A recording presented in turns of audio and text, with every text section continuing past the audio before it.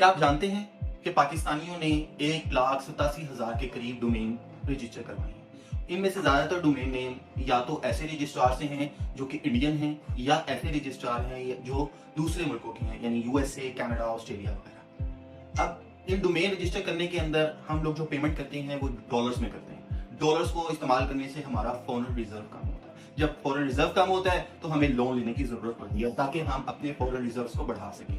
तो कभी हम लोन लेते हैं और कभी हम रोल ओवर करवाते हैं। तो ऐसा कैसा हो सकता है कि हम अपने मुल्क के बारे में ना सोचें। तो नवीकोसॉफ्ट एज एन आईकैन एक्यूरेसी रजिस्ट्रार आप लोगों के लिए फैसिलिटी लेकर आया है कि आप अपने मुल्क की करेंसी के अंदर पेमेंट करें, यानी पेमेंट करेंगे पीकेआर में और डोमेन रजिस्टर करेंगे।